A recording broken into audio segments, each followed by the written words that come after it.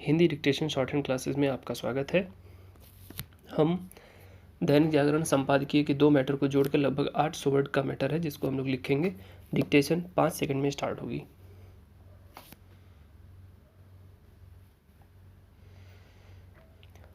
राष्ट्रीय खाद्य सुरक्षा कानून के क्रियान्वयन को लेकर जारी राज्यों की रैंकिंग में ओडिशा का शीर्ष स्थान पर आना उन राज्यों के लिए सबक बनना चाहिए जो अपेक्षाकृत समर्थ और संपन्न माने जाते हैं। ओडिशा ने पहला स्थान हासिल कर यही प्रदर्शित किया कि वह निर्धन वर्गों के कल्याण के लिए कहीं अधिक प्रतिबद्ध है।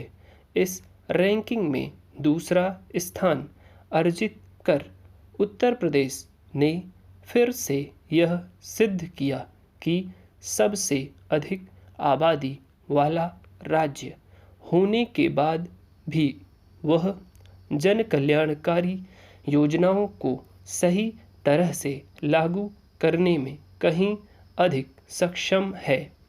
उत्तर प्रदेश ने अन्य जन कल्याणकारी योजनाओं को लाभार्थियों तक पहुंचाने में एक मिसाल कायम की है। वास्तव में इसी कारण योगी सरकार सत्ता में वापसी करने में सफल रही। उत्तर प्रदेश के बाद तीसरा स्थान आंध्र प्रदेश ने हासिल किया है, लेकिन उसका पड़ोसी और उससे ही अलग होकर बना तेलंगाना 12वें स्थान पर है। इसके बाद महाराष्ट्र, बंगाल और राजस्थान का नंबर दिख रहा है। निस्संदेह पंजाब का 16वां स्थान आने पर भी चकित करता है। इसी तरह इस पर भी हैरानी होती है कि पंजाब से भी पीछे हरियाणा, दिल्ली, छत्तीसगढ़ और गोवा दिख रहे हैं। यह समझना कठिन है कि आखिर हरियाणा, दिल्ली, गोवा जैसे छोटे और संपन्न राज्य वैसा कुछ क्यों नहीं कर सके जैसा उड़ीसा, उत्तर प्रदेश और आंध्र प्रदेश करने में सफल रहे। वास्तव में यही सवाल केरल के संदर्भ में भी उठता है, जो 11वां स्थान हासिल कर सका। आखिर खाद्य सुरक्षा कानून के क्रियान्वयन में जैसी प्रतिबद्धता उड़ीसा, उत्तर प्रदेश और आंध्र ने दिखाई, वैसी अन्य राज्य क्यों नहीं दिखा सके। वास्तव में यह इस योजना के प्रति प्रतिबद्धता का ही प्रमाण है कि विशेष श्रेणी यानी पूर्वोत्तर, हिमालयी एवं द्वीपीय राज्य में त्रिपुरा, हिमाचल और सिक्किम ने पहला, दूसरा और तीसरा स्थान अर्जित किया। इन राज्यों ने लॉजिस्टिक की समस्याओं के बाद भी जिस तरह सामान्य श्रेणी के राज्यों के साथ अच्छी प्रतिस्पर्धा की, उसकी सराहना की जानी चाहिए। इसी के साथ यह आशा की जानी चाहिए कि आने वाले समय में राष्ट्रीय खाद्य सुरक्षा कानून के क्रियान्वयन में विभिन्न राज्यों के बीच स्वस्थ प्रतिस्पर्धा कायम होगी। वास्तव में यह प्रतिस्पर्धा अन्य जन कल्याणकारी योजनाओं में भी दिखनी चाहिए। यह खेद की बात है कि कई राज्य संकीर्ण राजनीतिक कारणों से केंद्र सरकार की जन कल्याणकारी योजनाओं को लागू करने में न केवल ढिलाई का परिचय देते हैं, बल्कि कई बार तो उन्हें अपने यहाँ अमल में ही नहीं लाते। यह किसी से छिपा नहीं कि एक देश एक राशन कार्ड योजना सभी राज्यों में तब लागू हो सकी जब सुप्रीम कोर्ट ने हस्तक्षेप किया।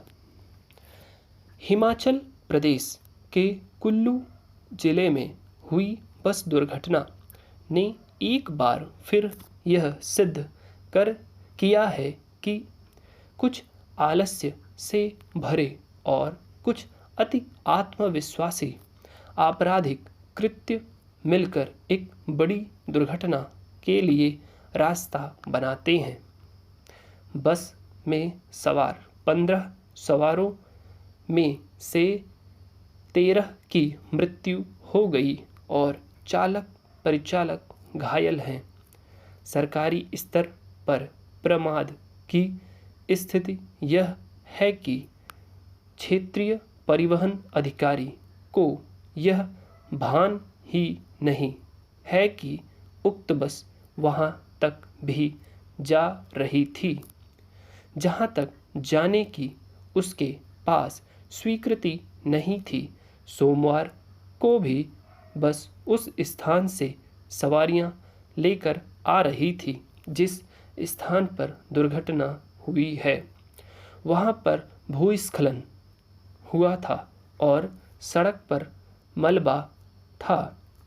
इस बस से पहले वहां से हिमाचल पथ परिवहन निगम की भी 2 बसें गुजरी थीं, लेकिन उस स्थान पर चालकों ने सवारियों को नीचे उतार दिया था। प्रारंभिक जांच में सामने आया है कि दुर्घटनाग्रस्त बस के चालक ने वहां पर सवारियों को बस से नीचे नहीं उतारा और कच्चे में बस चला दी, जिससे बस खाई में जा रही। कहा जा रहा है कि वहां पर कई दिन से मलबा पड़ा था जिसे हटाया नहीं गया था। इस स्थान पर न क्रैश बैरियर थे न ही पैरापिट थे। मुख्यमंत्री जयराम ठाकुर सूचना मिलते ही हैदराबाद से घटना स्थल पर पहुंचे, पीड़ित परिवारों को ढांढस बंधाया और आर्थिक मदद की घोषणा की। इस दुर्घटना में अन्य पक्षों की लापरवाही भी सामने आ रही है। वहां पर मलबा पड़ा था तो उसे हटाया क्यों नहीं गया, जबकि अब मानसून भी सक्रिय हो चुका है। दूसरा, परिवहन विभाग को यह जानकारी ही नहीं थी कि इस बस को स्वीकृत रूट से 10 किलोमीटर आगे ले जाया जाता था। सवाल यह भी है कि कभी इसकी जांच संबंधित विभाग ने क्यों नहीं की? यदि उस स्थान तक बस चलाने की ज़रूरत थी तो क्यों नहीं रूट जारी किया गया? यह समझा जाना चाहिए कि जब लोगों के जीवन की बात हो तो किसी तरह का जोखिम नहीं लिया जाना चाहिए। दुर्घटना तभी घटती है जब किसी न किसी स्तर पर उदासीनता होती है। कुल्लू का यह हादसा विशेष रूप से अन्य पर्वतीय राज्यों के लिए भी एक सबक होना चाहिए। ये मैटर हमारा 780 वर्ड्स का था, जिसको हमने तकरीबन 8 मिनट और 55 सेकंड के आसपास में बोल दिया है। इसको आप 2 से 3 बार लिखिए और जो वर्ड कठिन है या जो प्लेसेस के नाम हैं या मुख्यमंत्री का नाम है या परिवहन विभाग है, इन वर्ड्स को बार बार आप रिपीट करिए, कॉपी पे लिखिए और लिखने के बाद इसको रीड करिए पूरे मैटर को 1 से 2 बार और फिर टाइपिंग कीजिए इसकी, फिर एक बार क्रॉस चेक कर लीजिए। इस प्रोसेस को करेंगे तब आपको संपादकीय करने का एक पूरा बेनिफिट मिल पाएगा। जब तक आप टाइप नहीं करेंगे, रीडिंग नहीं करेंगे, गलतियाँ मिलाएंगे नहीं, तब तक इसका कोई बेनिफिट नहीं मिल पाएगा। यदि आप पहली बार में पूरा नहीं लिख पा रहे हैं तो दूसरी बार भी लिखिए और दूसरी बार में भी कुछ छूट रहा है तो फिर तिबारा लिखिए। बार बार लिखना ही शॉर्ट हैंड में सफलता का राज है। और अगर आपको कुछ और चाहिए शॉर्ट हैंड डिक्टेशन के मैटर्स में तो आप कमेंट में बता सकते हैं। और लाइक कीजिए वीडियो को, सब्सक्राइब कीजिए चैनल को, दोस्तों के साथ शेयर कीजिए, ग्रुप्स में शेयर कीजिए, क्योंकि हमें सब्सक्राइबर्स को अभी और बढ़ाना है, तो इसमें हमें आपकी मदद चाहिए। Thank you very much.